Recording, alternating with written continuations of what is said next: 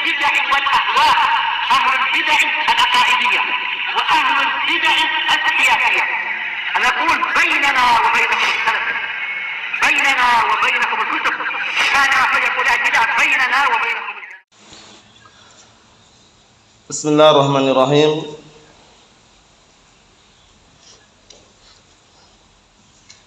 Alhamdulillah hamdan katsiran tayyiban mubarakan fih kama yuhibbu rabbuna wa yarda. Asyhadu an la ilaha illallah wahdahu la syarikalah wa asyhadu anna Muhammadan abduhu wa rasuluh nabiyullah wa khaliluh sallallahu alaihi wa ala alihi wa sallama tasliman mazida la nabiyya ba'dah. Ikhwani fid din, a'azzani wa azzakumullah, barakallahu fikum. Sebelum kita melanjutkan bacaan terhadap kitab 300 hadis sahih muttafaqun alaih yang dipilihkan dari kitab Riyadhus Shalihin karya Asy-Syaikh Abdullah Al-Riyani waffaqahullah, seperti biasanya hadis yang terakhir kita baca disetorkan terlebih dahulu. Kemarin kita baca 3 hadis, semuanya pendek dan hampir sering antum dengarkan. Itu hadis seputar keutamaan sifat malu. Yang mana sifat malu sudah kami jelaskan berkali-kali, ada yang terpuji, ada yang tercela. Rasa malu yang terpuji adalah rasa malu yang mendorong dia untuk semangat dalam beramal ibadah dan menghalang-halangi dirinya untuk berbuat kemaksiatan atau perkara yang haram. Itu rasa malu yang terpuji. Adapun rasa malu yang tercela adalah malu bertanya terhadap suatu al-haq atau suatu perkara agama yang dia tidak tahu. Paham ya? Jadi malu bertanya tentang suatu agama, perkara agama yang dia tidak tahu, dia malu bertanya, itu justru merasa malu yang tercela. Paham ya? Karena Allah Ta'ala aja tidak malu terhadap kebenaran. Innallaha la yastahi minal haq. Sesungguhnya Allah Ta'ala tidak malu dari kebenaran. Ada rasa malu yang itu tabiat manusia, punya sifat pemalu, itu jangan dilarang. Kemarin dari Talawati Rasulullah mengatakan apa? Da'hu, biarkan dia malu. Fa innal haya'a minal iman. Wa fi riwayah fa innal haya'a la ya'ti illa bi khair. Biarkan dia malu. Karena sesungguhnya rasa malu itu bagian dari keimanan. Dalam riwayat, sesungguhnya rasa malu itu tidaklah mendatangkan kecuali kebaikan. Coba kalau orang enggak punya malu sama sekali. Dari tabiatnya aja dia nggak punya rasa malu sama sekali. Dia bertamu, disajikan makanan-makanan semuanya, belum dipersilahkan langsung dimuakan semuanya. Nggak punya rasa malu, coba. Rusak atau tidak? Rusak. Nah, tapi rasa malu yang inti yang ada pada seseorang itu jangan dihilangkan. Intinya jangan sampai rasa malu itu menghalang-halangi dia untuk berbuat ketaatan atau justru malah menghantarkan dia ke dalam perkara yang haram. Itu rasa malu yang tercela. Naam. Namanya rasa malu yang sampai menghalang-halangi untuk berbuat ketaatan atau sampai menghantarkan pada perkara yang haram, itu rasa malu yang tercela. Yang hafal 3-3-nya disetorkan serentak seperti biasanya. Yang hafal cuma 1 atau 2 setelahnya nanti. Tafadhalu.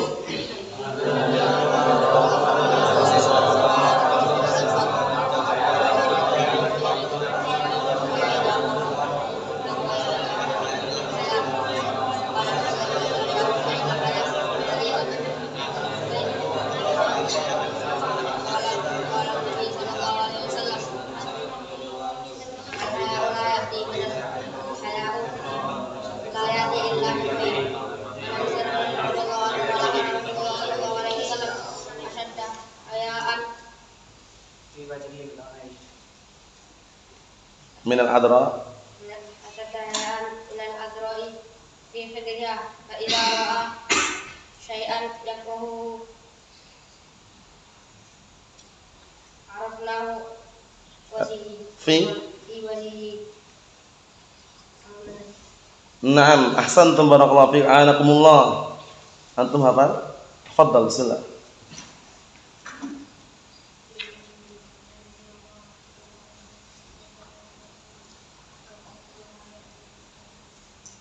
Naam, ahsantum barakallahu fiik, tidak masalah.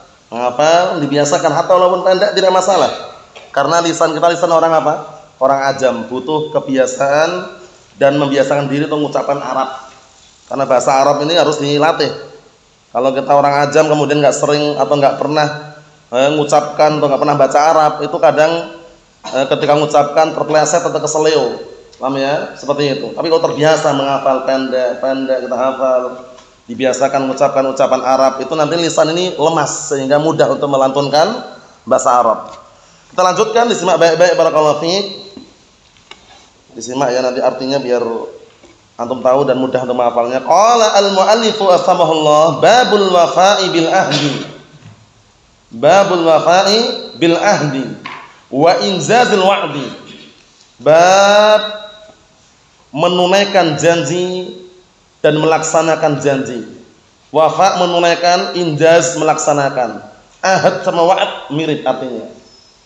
Paham ya? Ahdun perjanjian, wa'dun janji. Paham ya? Sama. Jadi kesimpulannya apa? Yang kita bahas sekarang ini termasuk sifat yang mulia, sifat seorang mukmin adalah menunaikan janji, melaksanakan janji. Karena nanti sebaliknya, ciri khas orang-orang munafik kalau berjanji mengingkari. Naam. Faham?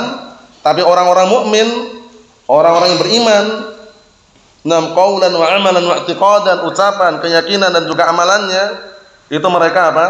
Menunaikan janjinya dan tidak mengingkari janji. Kita baca satu saja, perhatikan baik-baik. An Abdullah bin Amr ibn al-As radhiyallahu anhuma anna an-nabiyya sallallahu alaihi wasallam qala arba'un man kunna fihi kana munafiqan khalisan. Disimak ya. Arba'un man kunna fihi kana munafiqan khalisan wa man kanat fihi khaslatun minhunna kanat fihi khaslatun minan nifaq hatta yad'aha. Idza tumina khana wa idza haddatsa kadzaba wa idza ahada ghadara wa idza khasama fajara. Muttafaqun alaih. Ana artikan, disimak baik-baik. Dari hadisnya Abdullah bin Amr al-As radhiyallahu anhuma. Beliau sahabat yang mulia, sahabiyun jalil. Abdullah ibn Amr ibn al-As, sahabiyun jalil, sahabat yang mulia. Beliau digelari dengan apa? Gelarnya beliau Abidus Sahabah. Ahsan. Abidus Sahabah, ahlu ibadahnya para sahabat. Abidu as-sahabah, itu gelarnya. Dikondisikan itu ya. Beliau digelari dengan Abidus Sahabah, ahlu ibadahnya para sahabat. Termasuk sahabat yang paling semangat ibadahnya Abdullah bin Amr bin As. Bukan berarti yang lainnya enggak semangat ya. Cuman beliau karena semangatnya sangat kuat sampai mendapatkan gelar Abidus Sahabah, ahlu ibadahnya para sahabat. Nah, itu pun diwanti-wanti oleh Rasulullah SAW, kalau beribadah jangan berlebihan. Karena biasanya kalau orang beribadah itu berlebihan, itu ujung-ujungnya terputus di tengah jalan. Kalau terputus dia enggak lanjutkan. Makanya Rasulullah mengatakan kepada Abdullah bin Amr bin As, "Ya Abdullah, la takun misla fulan, kana yaqumul lail fataraka qiyamal lail." Wahai Abdullah, kamu jangan seperti si fulan itu. Si fulan itu dulunya mengerjakan salat malam, sekarang meninggalkan salat malam. Sebabnya kenapa? Sebabnya terlalu berlebihan dalam beribadah.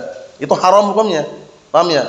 Jadi semua ukurannya dalam masalah ibadah itu apa? Dalil, tauqifiyah. Al-ibadatu tauqifiyatun, itu kaidah. Ibadah itu tauqifiyah, berhenti di atas dalil. Seindah apapun, kemudian sehebat apapun, kemudian menggiurkan, bikin orang tertarik, dinamakan ibadah, kalau nggak ada tuntunannya, mardudah, ditolak. Paham ya? Jadi orang kalau menilai suatu amalan jangan indahnya saja, bagus ini, zen ini, indah ini, ada nggak tuntunannya? Antum lihat kisah tiga orang yang waktu itu datang kepada istri-istri Rasulullah, didatangi itu ya istri-istri Rasulullah, ditanya tentang bagaimana ibadahnya Rasulullah SAW. Ternyata apa? Setelah dikabarkan tiga orang ini, perhatikan ya, tiga orang ini merasa ibadahnya sedikit. Akhirnya apa? Tiga orang ini, satunya sumpah, wallahi la aqumannal laila wala anam. Lihat, semangatnya luar biasa. Bermodalkan semangat saja tapi. Apa kata yang nomor satu ini? Demi Allah, aku akan sholat malam terus, nggak mau tidur. Sholat malam bagus atau tidak? Bagus, tapi kalau berlebihan haram, nggak mau tidur. Bayangkan itu. Nah, itu berlebihan kan? Orang yang namanya mata, punya hak atau tidak? Punya hak. Fa inna li 'ainika 'alaika haqqan. Sesungguhnya kedua matamu itu punya hak yang tunaikan. Kalau capek istirahat kan itu. Nah, yang satunya mengatakan wallahi la asumanna an-nahara wa la uftir, lihat. Yang satunya mengatakan demi Allah aku akan puasa terus gak pernah buka.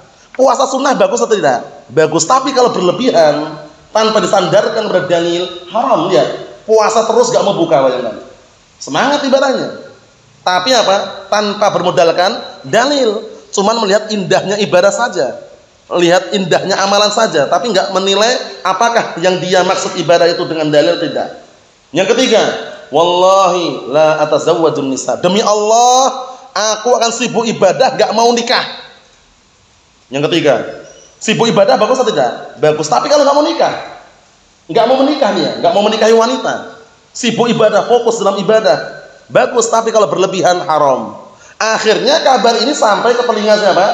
Rasulullah alaihi salatu wassalam. Beliau keluar kemudian mengatakan, antumul ladina qultum kadza wa kadza. Rasulullah marah, mengatakan, antumul ladina qultum kadza wa kadza. Kalian yang mengatakan seperti ini, demikian dan demikian.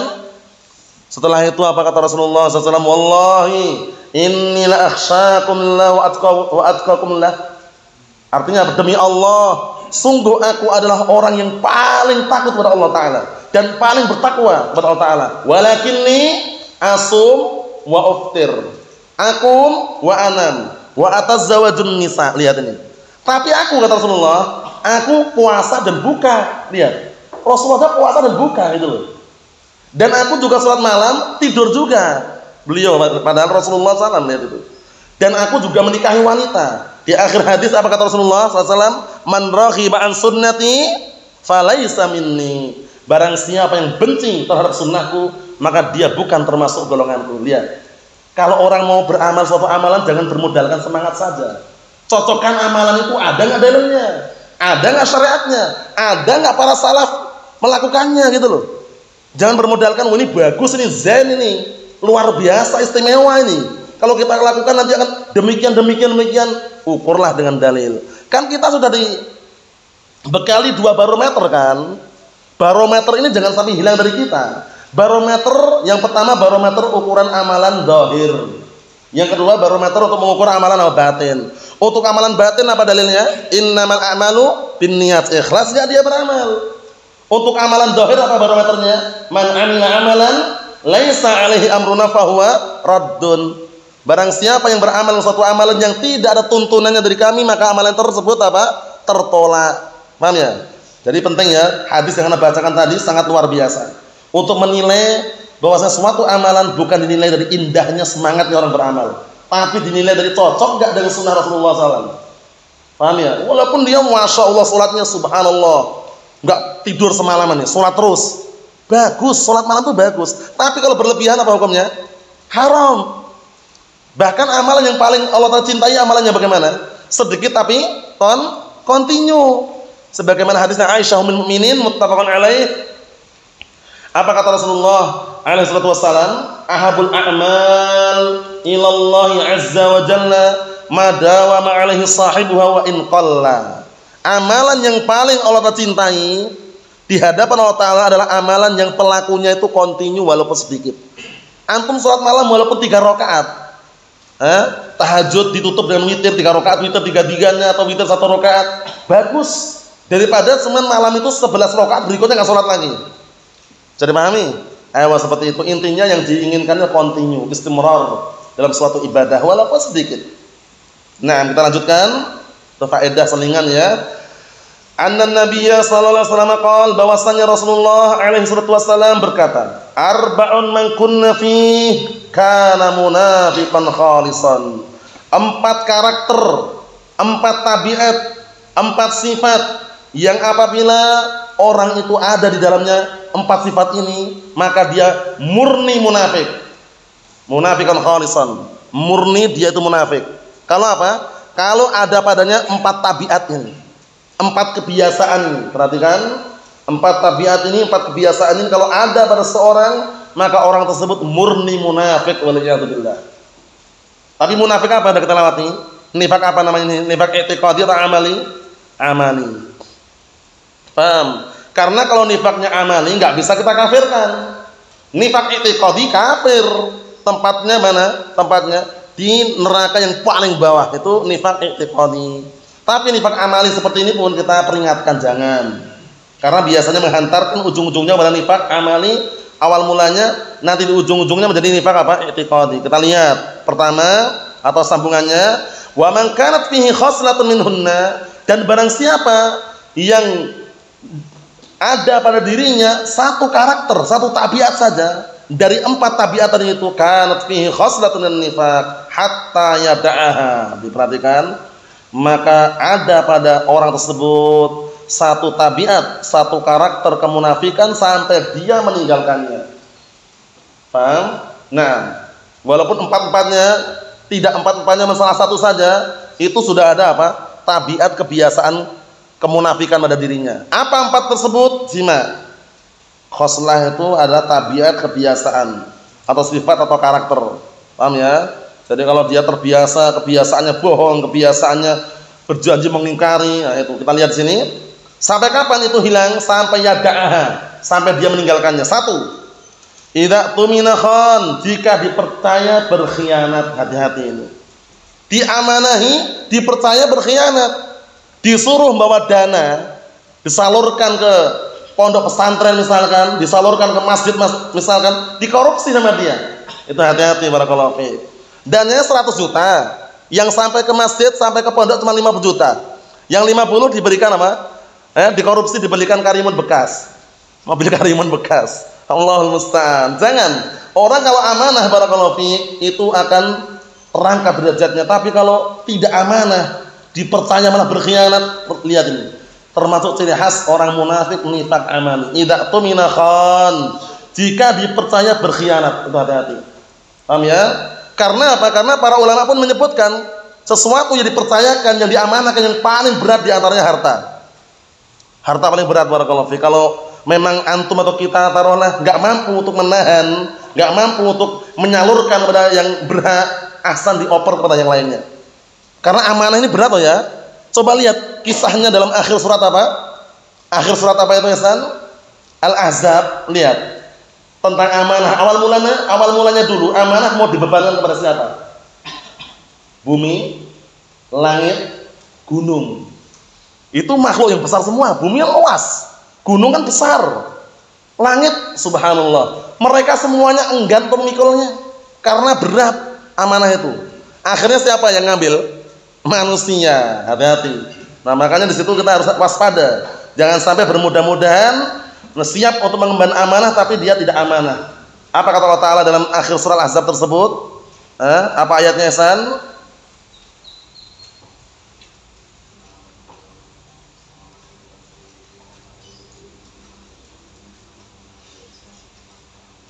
Naam, ahsanta barakallahu fiik. Inna 'aradna al-amanata 'ala as-samawati wal ardi wal jibal fa'abaina an yahmilnaha wa ashfaqna minha wa hamalaha al-insan innahu kana zaluman jahula. Akhir surah Al-Ahzab, antum bisa simak di sana akhir-akhir itu.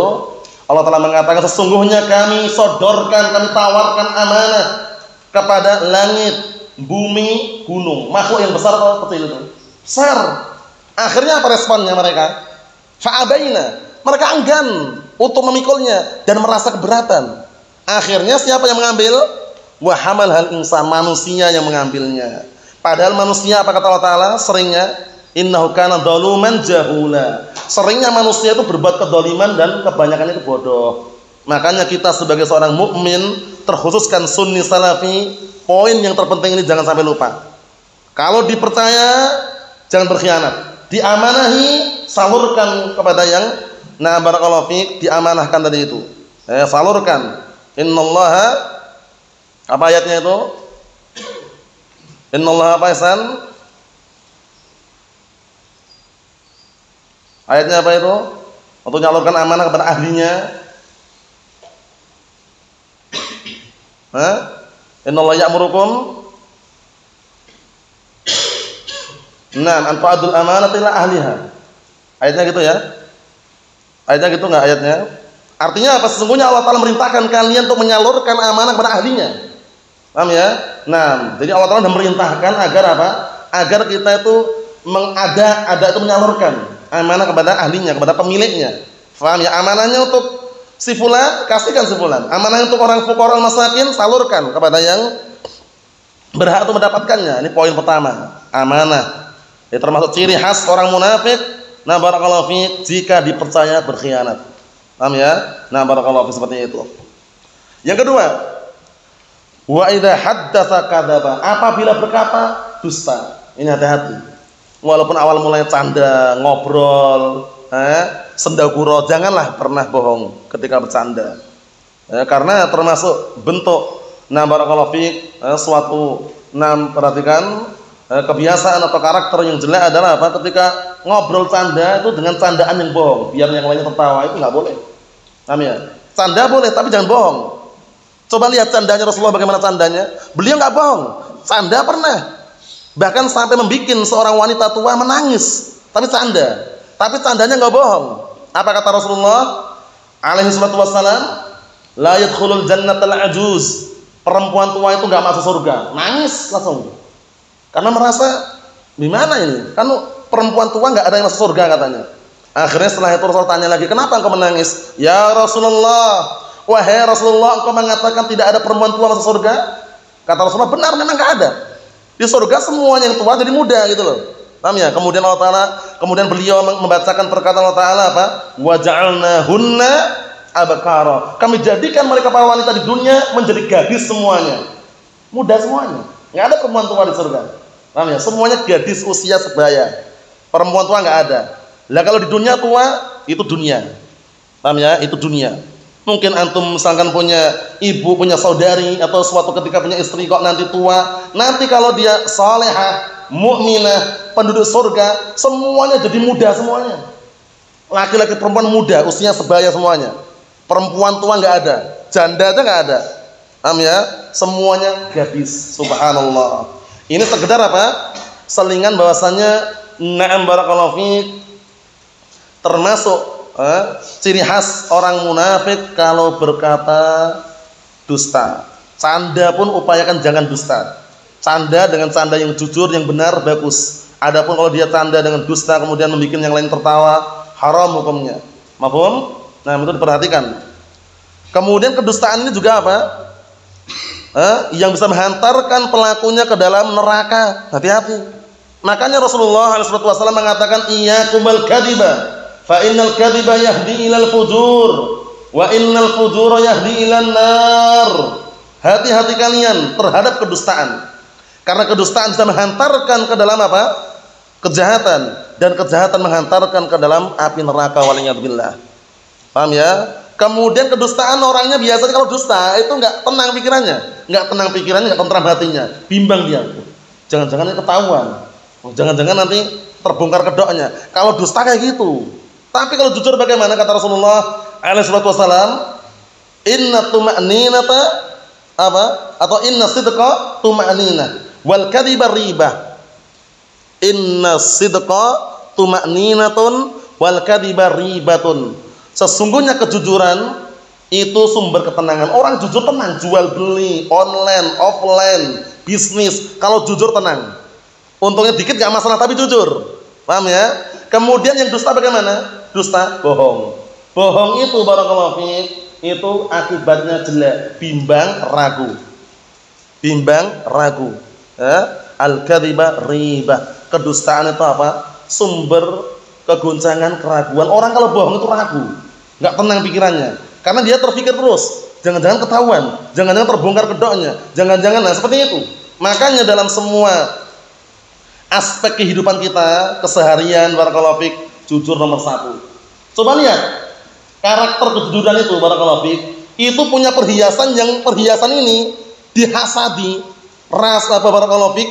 Ada perhiasan yang lain yang merasa iri. Berlian, permata yang ada dalam laut atau yang semisalnya mutiara, itu merasa iri dengan apa? Karakter kejujuran. Pantunnya memang berat, jujur itu berat, pahit tapi manis rasanya. Lihat, jujur pahit memang tapi rasanya manis. Orang kalau jujur itu nanti orang menilai, masya Allah si fulan jujur. Di tengah-tengah orang awam aja kalau jujur itu orang senang. Kalau udah bohong udah Jatuh dia kalau bohong dalam jual beli, transaksi, bisnis atau yang semisalnya, atau kalau berkata tidak pernah jujur, nah itu jatuh dia. Pantunnya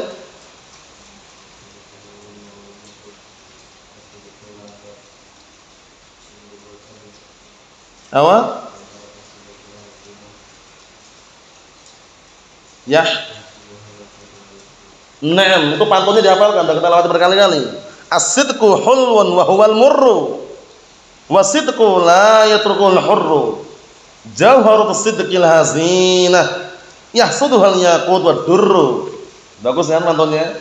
Dihafalkan itu. Terus sering muncul terkadang disebutkan para ulama untuk apa? Memberikan hiburan seputar apa? Seputar kejujuran. As-sidqu hulwun wa huwal murru. Kejujuran itu manis, cuman pahit. Kenapa? Orang harus berusaha. Kalau orang nggak berusaha, terbiasa bohong, itu jujur berat, ya enggak? Terbiasa dia jual suatu produk, jual suatu barang, biasanya bohong dia. Dia mau jujur, itu berat. Paham ya? Pahit memang. Kadang orang jujur harus apa? Untungnya dikit. Ya enggak? Kalau bohong untungnya banyak. Berat atau tidak? Berat. Tapi ingat, manis rasanya.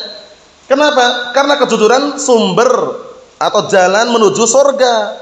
Alaikum bisidqi fa inna sidqa yahdi ilal bir wa innal birra yahdi ilal jannah. Wajib atasmu berbuat jujur, karena kejujuran itu menghantarkan kepada kebajikan, kebaikan, dan kebaikan menghantarkan ke dalam surga Allah Subhanahu wa taala. Lihat, as-sidqu hulwun wa huwal murru. Kejujuran itu manis tapi pahit. Wasidqu la yatrukuhul hurru, la yatrukuhu al-hurru. Dan kejujuran itu orang yang merdeka enggak akan meninggalkannya. Karena karakter yang luar biasa orang jujur itu ya. Jual beli jujur, orang senang. Berkata jujur, orang senang. Kerjaannya jujur, orang senang. Ya enggak? Nah, barakallahu fiik. Kemudian apa? Berikutnya jauharatus sidqil hazinah. Karakter, tabiat, kebiasaan kejujuran orang jujur itu apa? Punya perhiasan. Nah, perhiasan ini nampak di hadapan orang di hadapan manusia, masya Allah bagus. Paham ya? Yang perhiasan ini bagaimana? Yahsuduha al-yaqut wa durru. Yang mana berlian dan permata merasa iri terhadapnya. Berlian dan permata itu kan luar biasa, harganya mahal. Itu aja merasa iri dengan apa? Karakter kejujuran ini gitu loh. Karena jarang sekali orang yang jujur. Nah, jujur ini harus kita kondisikan biar kita aman dari apa? Ancaman ini. Ancaman apa? Sifat orang munafik. Wa idza haddatsa kadzaba. Kalau berkata dusta. Paham? Berikutnya, yang ketiga, perhatikan. Wa idza ahada ghadara. Dan apabila berjanji mengingkari. Dan janji, Pak, minjam uang, Pak. Nah, untuk apa? Untuk keperluan. Janjinya kapan? Akhir bulan tak bayar, kontan lunas katanya. Janji dia. Nah, kalau dia masih mengucapkan insya Allah masih mending. Dia pastikan pasti akhir bulan tak lunas nih katanya. Ternyata nggak dilunasi. Paham ya? Kalau dia masih bilang insya Allah, paham ya? Itu masih mending ada lafaz insya Allah. Walaupun tetap nggak boleh jadi permainan. Karena kadang-kadang lafaz insya Allah jadi permainan orang. Anak kan bilang insya Allah, nggak boleh gitu. Insya Allah artinya apa? Jika Allah Ta'ala menghendaki, tapi bukan permainan. Tadi kan Anda bilang insya Allah, jadi insya Allah itu nggak harus katanya, itu permainan nggak boleh, haram. Paham ya? Nah, kalau berjanji jangan diingkari, berjanji jujur, tepati janjinya. Idza ahada ghadara, apabila berjanji mengingkari, ini haram hukumnya ya. Kalau antum punya hutang, minjam harta orang lain, sudah ada perjanjian disepakati, tunaikan janji tersebut. Akhir bulan. Paham ya? Kalau ternyata ada udzur, komunikasi bagaimana caranya biar barakallahu fik udzur tersebut dimaklumi atau semisalnya. Tapi kalau sengaja mengingkari, ketika bertemu berbalik arah misalkan, nyari jalan lain misalkan, paham ya, itu jangan, haram. Yang keempat, wa idza khasama fajara. Apabila bermusuhan curang dia. Fajara itu curang. Bermusuhan, punya permasalahan, berselisih, curang dia, nipu. Paham ya? Nah, seharusnya perselisihan, permusuhan, apalagi dalam masalah agama, barakallahu fik, dikembalikan kepada dalil Al-Qur'an was sunnah. Paham ya? Jangan nipu, jangan curang. Dikembalikannya kepada Al-Qur'an dan As-Sunnah, bukan dikembalikan kepada akal, wala ra'yu, wala pemikiran, wala hawa nafsu wala kepentingan dunia. Kembalikan kepada dalil Al-Qur'an dan Sunnah. Jangan curang. Paham ya? Curang dalam permusuhan, curang dalam perselisihan, itu termasuk ciri khas orang-orang munafik. Paham ya? Bagaimana dalam perselisihan, dalam permusuhan kalau dikatakan curang, dia mengembalikannya bukan kepada barakallahu fiik al-haq atau kepada dalil. Paham ya? Mungkin dengan cara apa? Makar atau mungkin dengan cara penipuan sehingga nampaknya dia yang benar padahal dia keliru. Jelas-jelas tanahnya sudah ada patokan tanahnya. Paham ya? Nah, ini tanah si fulan, tanah si alan, dia berani apa? Berani bersumpah palsu, curang kan? Untuk merebut hak orang lain. Paham ya? Nah, apalagi zaman sekarang lagi ngetren-ngetrennya seperti itu kan. Tanah itu kan, harga tanah kan bisa dikatakan mahal. Paham ya? Nah, kadang-kala orang berani sumpah palsu gitu loh untuk mengambil hak orang lain tadi itu. Sudah jelas-jelas ada patokannya, ada batasannya ya, ini untuk si fulan, si alan ada batasannya. Dia apa? Dia geser dia. Biar punya dia lebih sedikit. Karena kalau di kota mahal ya, lebih sejengkal aja jutaan. Di kota ya, maksudnya apa maksudnya? Haram seperti itu. Berselisih, bertikai, walaupun dia yang membuat awal mulanya ulahnya tersebut, tapi dia berani berdusta, curang dia, gak jujur. Termasuk ciri khas orang munafik. 4 ini barakallahu fiik. Ciri khas orang munafik nifak apa tadi? Amali. Di dalam hadis yang lain sebutkan hadis riwayat Muslim, hadis Abi Hurairah radhiyallahu anhu, ayatul munafiqi salatun. Tanda-tanda orang munafik 3. Itu sama. Cuman yang di sini 4. Apa yang 3 itu? Idza haddatsa kadzaba. Kalau berkata dusta. Wa idza wa'ada akhlaf. Apabila berjanji mengingkari. Wa idza tumina khan. Apabila dipercaya, diamanai, berkhianat. Nah, 3 atau 4 ini termasuk ciri khas karakter kebiasaan orang-orang munafik waliyadzubillah. Hati-hati. Di awal permulaan mungkin dia melakukan karakter nifak amali, tapi di kemudian hari kalau dia nggak tobat, dikhawatirkan dia masuk dalam nifak yang apa? I'tiqadi. Menampakkan keislaman, menyembunyikan apa? Kekufuran waliyadzubillah. Kalau dalam nifak i'tiqadi kafir. Tempatnya pun lebih di bawah daripada orang-orang kafir yang asli. Paham ya? Innal munafiqina fid darqil asfali minan nar. Sesungguhnya orang-orang munafik berada di kerak api neraka yang paling bawah. Waliyadzubillah. Mafhum? Nah, ini yang kita ambil hadisnya. Tidak terlalu pendek, tidak terlalu panjang, cuma direnungi, dipahami artinya, kemudian dihafalkan. Setorkan pertemuan yang akan datang. Nasallahu alaihi wasallam. Walhamdulillahirabbil alamin.